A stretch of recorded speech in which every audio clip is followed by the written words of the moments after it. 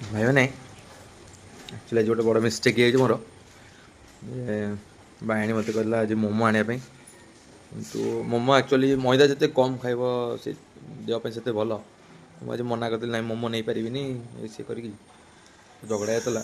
କିନ୍ତୁ ଘରୁ ବାହାରିଲା ବେଳେ ମୁଁ କହିଥିଲି ହଁ ମୋମୋ ନେଇକି ଯିବି ବୋଲି, କିନ୍ତୁ ବାଇ ମିଷ୍ଟେକ୍ କଲି। ମୁଁ ତ ଭୁଲିଗଲି। ଆସି ଘରେ ପହଞ୍ଚିଲେ ଏବେ ରାତି 9ଟା ବାଜିଲାଣି।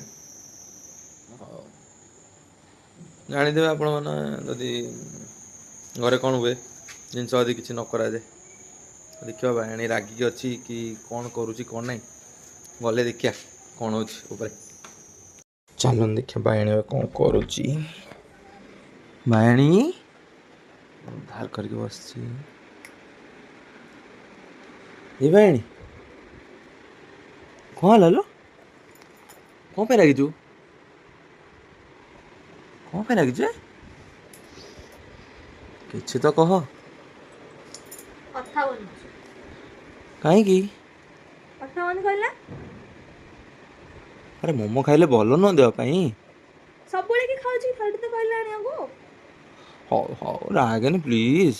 କଥା ହଉନି ମୋ ସହିତ। ଆରେ କ'ଣ ପାଇଁ ତମେ ଆଣିଲ? ଆରେ ଦେହ ଭଲ ନୁହଁ ନା ଏଇଟା ରହୁ ଖାଲି ଦେହ ଭଲ। ପାଇଁ। ନା ରହୁ ଭଲ ଦେ ଖାଇବି। ଖାଇବି ତମେ କାହିଁକି ଆଣିଲ?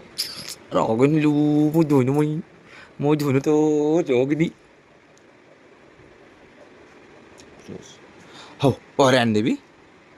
ଆଜି ସରି କିଛି ନାହିଁ। ସରି ସରି ପ୍ଲିଜ୍। କପି ଫେସ୍ को ବନେଇ ଦଉଛ ଯେ। ହଉ ହଉ ଆଣିଦେବି ପରେ ଆଣିଦେବି। କାଲି ଆଣିବନି? ଆଣିଦେବି sure? Sure promise? Promise. Finally ବାୟାଣୀ ମାନେ ରାଗ ଶାନ୍ତ ହେଲା। ରାଗ ଶାନ୍ତ ହେଇନି। କାଲି ଯଦି ନ ଆଣିବ ଆଉଠୁ ଅଧିକା ରାଗିବା। ଆଜି ପାଇଁ ତ ଆଟଲିଷ୍ଟ ରାଗ ଶାନ୍ତ ହେଇଗଲା। କାଲି ଯଦି ନ ଆଣିବା ଯାହା ହବ ଅବସ୍ଥା ମୋର, ଆପଣମାନେ କମେଣ୍ଟରେ ଲେଖନ୍ତୁ ଯଦି ନ ଆଣେ କ'ଣ ହୁଏ ମୋର ଅବସ୍ଥା।